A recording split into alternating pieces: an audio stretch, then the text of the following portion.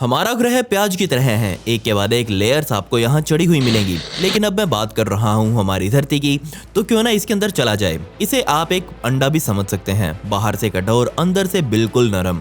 लेकिन क्या आपको पता है कि हमारे ग्रह के बाहर की ठोस परत इस धरती के पूरे भार का 1% भी नहीं है। चलिए इससे 2 फीट नीचे चलते हैं, जहां आपको मॉल्स मिलेंगे जिनका जिंदगी में मकसद ही बस सुरंग बनाना है।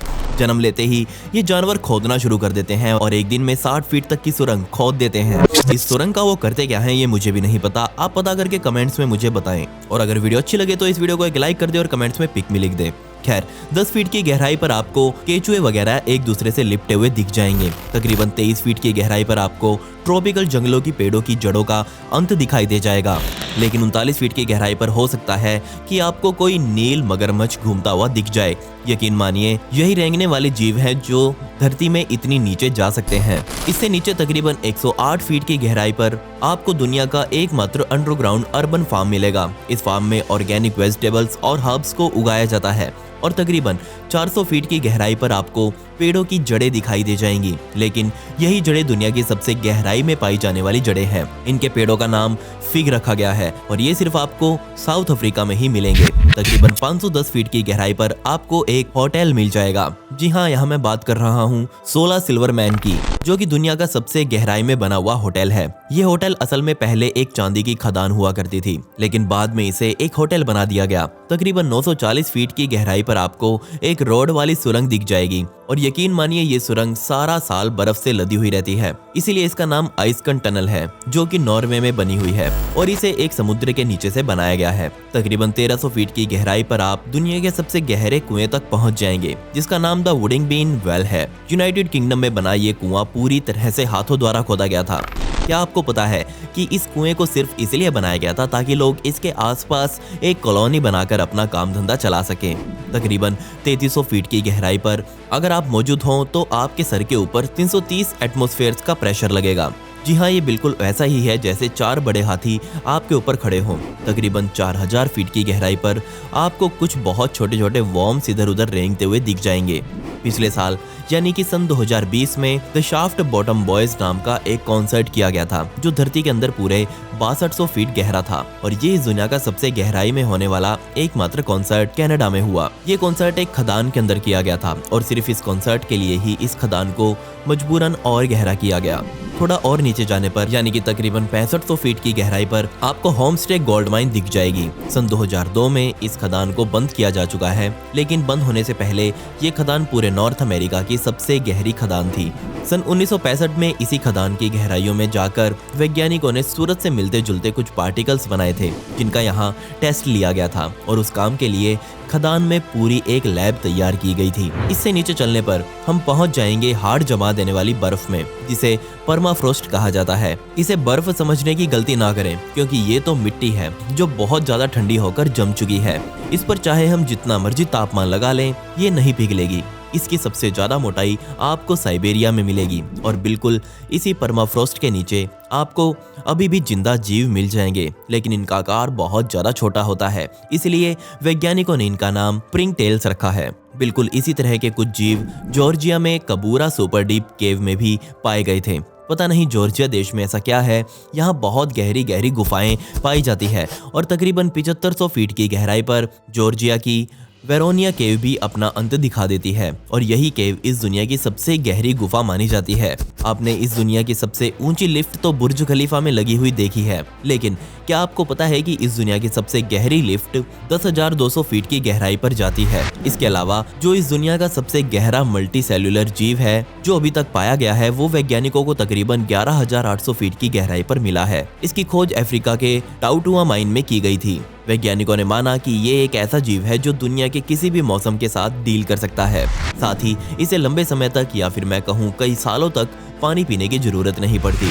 धरती की सतह से तकरीबन 6.5 किलोमीटर की गहराई पर आपको समुद्र की एवरेज गहराई मिल जाएगी और बिल्कुल इसी गहराई के नीचे आपको चाइना में वैज्ञानिकों को एकमात्र जिंदा माइक्रोब मिला। इसी के बिल्कुल बराबर में आपको दुनिया का एकमात्र आर्टिफिशियली बनाया गया बोरहोल मिल जाएगा, जिसे कोला सुपर डीप बोरहोल कहा जाता है। और क्या आपको पता है कि इस बोरहोल की चौड़ाई सिर्फ 9 इंचेस की है, लेकिन इसके अंतिम बिंदु पर जो प्रेशर है वो तकरीबन 4000 एटमॉस्फेयर्स के बराबर है। जी हाँ, ये बिल्कुल वैसा है जैसे आपके सर के ऊपर 54 हाथियों को एक साथ खड़ा कर दिया गया हो। तकरीबन 14 किलोमीटर की गहराई पर आप खुद को लावा से बहती हुई नदियों के बीच पाएंगे। ये लावा येलोस्टोन सुपर वोल्केनो के मैग्मा चैम्बर से निकला हुआ लावा है। इससे भी नीचे जाएंगे तो आपको ओशियनिक क्रस्ट मिलेगी जो तकरीबन 6 मील चौड़ी है, जबकि कॉन्टिनेंटल क्रस्ट कई जगहों से 28 मील तक चौड़ी हो सकती है। बेशक ओशियनिक क्रस्ट पतली हो, लेकिन ये कॉन्टिनेंटल क्रस्ट से कहीं ज्यादा डेंस्ड होती है और इसीलिए ये लेयर कॉन्टिनेंटल क्रस्ट के हमेशा नीचे तैरती हुई आपको मिलेगी।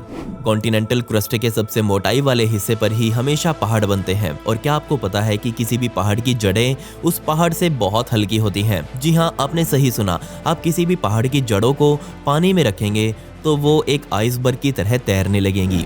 अब आप जितनी ज़्यादा गहराई में जाते जाएंगे उतना ही तापमान बढ़ता जाएगा और इस लेयर की अंतिम बिंदु तक पहुंचते पहुंचते तापमान 750 डिग्री सेल्सियस तक का हो जाता है, जबकि आपके घर में रखा ओवन हद से हद 500 डिग्री सेल्सियस का ही तापमान पैदा कर सकता है। लेकिन क्या आपको पता है कि ये शुरुआती गर्मागर्म क्रस्ट ही हमारे धरती की सबसे ठंडी क्रस्ट है। धरती में तकरीबन 29 किलोमीटर की गहराई पर आप पहुंच जाएंगे तो हमारी धरती की सबसे निचली क्रस्ट और सबसे ऊपरी मेंटल के बॉर्डर पर आप खड़े होंगे और यहीं पर आपको चीथड़े उड़ा देने वाला 10,000 एटमॉस्फेरिक प्रेशर मिलेगा। जी हाँ, लगभग उतना ही जितना 130 हाथी मिलकर आपके शरीर पर प्रेशर लगा सकते हैं। आपको पता ही होगा कि मेंटल गर्मा गर्म पिघली हुई चट्टानों की एक बहुत मोटी लेयर है और ये लेयर ही पूरी धरती का 2/3 भाग है और पूरी धरती का तकरीबन 84% वॉल्यूम तो यही मेंटल लेकर बैठी हुई है। और यकीन मानिए इसकी मोटाई पूरे 2900 किलोमीटर की है। इसके अंदर मुख्य रूप से आपको मैग्नीशियम, सिलिकॉन, ऑक्सीजन और प्लेडो भारी मात्रा में मिलेंगे। कमाल की बात यह है कि इस मेंटल का ऊपरी भाग तो ज्यादातर लिक्विड है, लेकिन जैसे जैसे नीचे जाएंगे वैसे वैसे लिक्विड थोड़ा थोड़ा गाढ़ा होता जाएगा। और अब मैं बताने वाला हूँ आपको इस लेयर की सबसे हैरान कर देने वाली बात। जी हाँ, जब आप इस लेयर से गुजरेंगे तब आपको आसपास हीरो के समुद्र दिखाई देंगे और पूरी दुनिया के वैज्ञानिक मानते हैं कि आज जितने भी हीरे हम खदानों से निकालते हैं वो सारे कभी ना कभी इसी मेंटल में तैयार हुए होंगे। और तकरीबन 1 बिलियन साल पहले धरती पर हुए एक के बाद एक हजारों वोल्केनिक विस्फोटों ने इन हीरो को धरती की सतह पर ला फेंका। इसी मेंटल के जब हम अंत तक पहुंच जाएंगे तब हमें पत्थरों के या फिर हम कहें बहुत सॉलिड मिट्टी और धातुओं से बने हुए अजीब अजीब शेप में धरती के टुकड़े दिखाई देंगे और इन्हीं को ही टेक्टोनिक प्लेट्स कहा जाता है। क्या आपको पता है कि ये प्लेट्स हर समय चलती रहती हैं, लेकिन हमें कभी महसूस नहीं होता? वो इसलिए क्योंकि ये हर साल ज्यादा से ज्यादा 2 इंच तक ही खिसक सकती हैं और हमें तभी महसूस होता है कि ये चल रही हैं जब भूकंप आता है। अब जैसे जैसे आप और गहराई में जाएंगे वैसे वैसे तापमान और ज्यादा बढ़ता जाएगा और तकरीबन यहाँ का टेम्परेचर आपको 1600 डिग्री सेल्सियस के आसपास का मिलेगा। अब तक तो आपके भी पसीने छूटने लगे होंगे और इसी मेंटल की बाउंड्रीज तक पहुँचते पहुँचते तापमान 3840 डिग्री सेल्सियस तक पहुँच जाता है और इसी बाउंड्री पर तकरीबन आपको 2,40,000 एटमॉस्फेयर का प्रेशर मिलेगा। जी हाँ, ये बिल्कुल वैसा ही है जैसा आपके सर के ऊपर 3280 हाथियों को बैठा दिया गया हो। तकरीबन 2900 किलोमीटर की गहराई पर आप धरती की कोर में घुस जाएंगे और यहाँ का शुरुआती तापमान ही आपको 4980 डिग्री सेल्सियस का मिलेगा। यहाँ हर समय यूरेनियम और थोरियम का रेडियो एक्टिव डीके चलता रहता है। इतना तापमान बाहरी कोर को पूरी तरह से लिक्विड रखने के लिए बहुत ज्यादा है। बेशक यहाँ पर आपको 20 लाख एटमॉस्फेयर का प्रेशर झेलना पड़ सकता हो, लेकिन फिर भी यहाँ पर लोहा सॉलिड नहीं बन पाता।